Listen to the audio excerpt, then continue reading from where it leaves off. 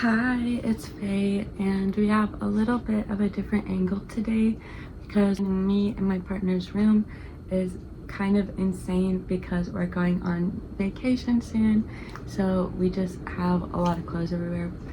But anyways, I wanted to talk about self-love and how I have personally found the things that ground me and my love for myself. Personally, I have struggled with my mental health from a very young age, but I have been able to learn certain things that help me remember why and how much I love myself, mainly through a lot of therapy and spiritual exploration. Going through this journey with my therapy for about 5 years now, maybe 6, but I wanted to maybe inspire some of you guys in some ways that you can show love for yourself if you are struggling, or even if you just need a healthy reminder. I also want to talk about not only how to love yourself, but how to maintain that love. The first thing I call touch grass. I made a video about this on my other social media, and I probably have it uploaded on my shorts by now. It is genuinely so important to go outside and try and get outside at least once a day for your mental health, and to give yourself some patience and some time to be with yourself, and to remind yourself that you are a human being. You are a part of this life cycle on earth, and therefore you have importance inherently because of that. If you can sunbathe, then go sunbathe, but if you have personal health conditions that make you not be able to do that, please don't do that, obviously. Also wear sun protection.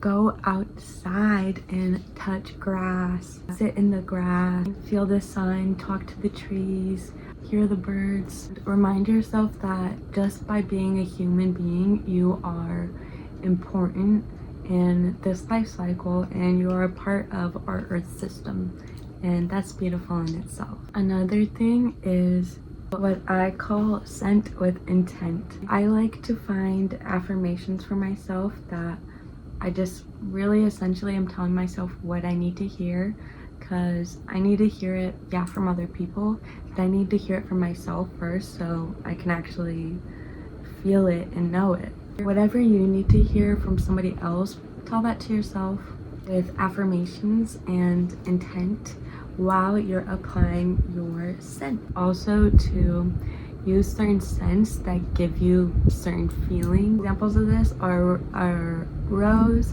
I use rose for self-love. I also use lavender, relax myself and to ground myself in peace. Amber as an offering to Freya, and also it just makes me feel so stunning and elegant. And then I also like to use vanilla if I'm feeling kind of angsty and I want to feel a little kinder.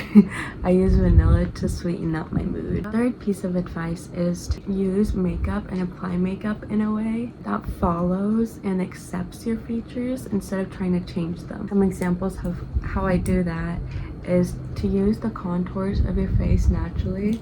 Contour the natural contours instead of trying to make it higher or lower to change the shape of your face. Just embrace it. Of course, you don't need to wear makeup if you don't want to wear makeup. That's amazing, but if you do wear makeup, do makeup that embraces your features instead of trying to change who you are. Once you start to do makeup that embraces your features, you feel beautiful in who you are, and you'll probably look better too. So some examples of that, I usually do contour on my shadows of my eyes, and then I like to make my eyes look a little bigger because I have giant eyes and I like that, so I make my eyes bigger. And I also try and put blush on the apples of my cheeks. I feel like that makes me look and feel a little more cheerful because I am special in my own right, and I like my features for being mine. Another piece of advice that I learned specifically from therapy.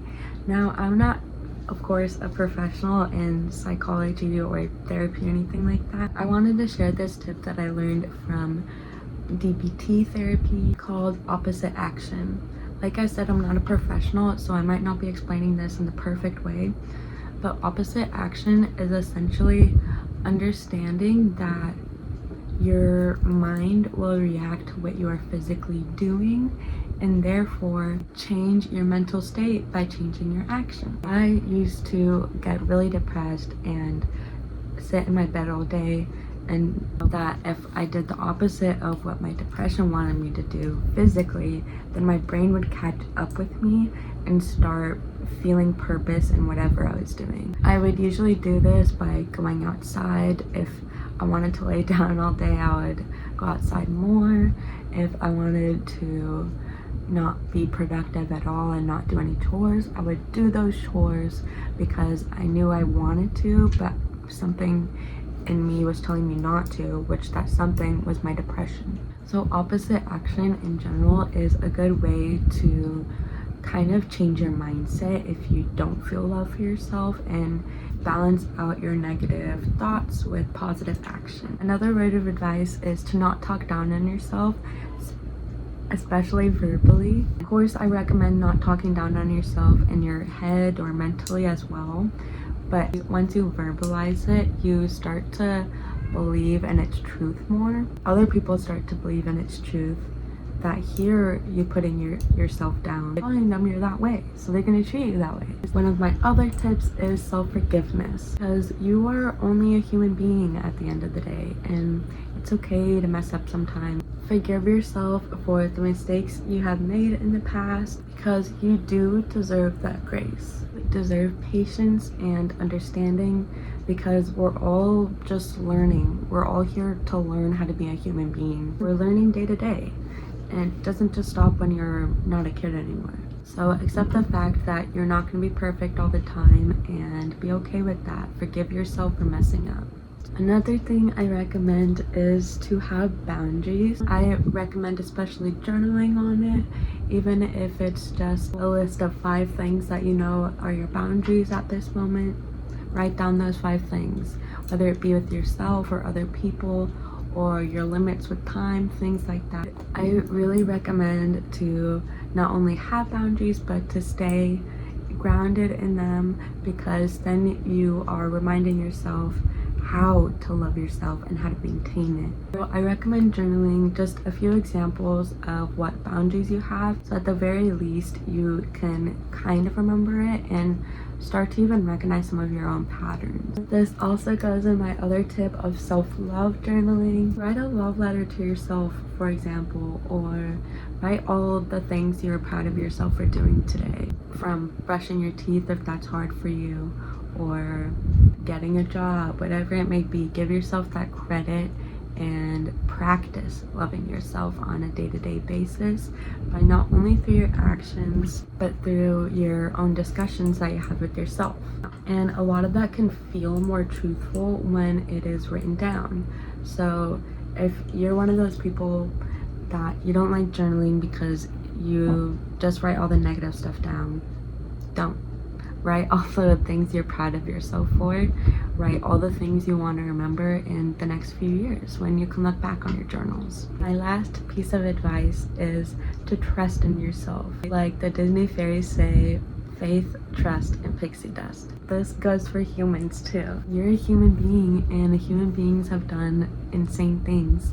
So if other human beings can do grand things, then you can too. And that should give hope in yourself that there's possibilities for you to not only grow, but to believe in yourself and to trust that you are greater than you can ever imagine. And the people around you, I'm sure, see that too. Those were my tips for showing yourself love and practicing self-love and how to maintain it, whether it be through physical action or just mental changes. I hope I was able to help you develop a different way of thinking of self-love, or even to just remind you of what self-love looks like.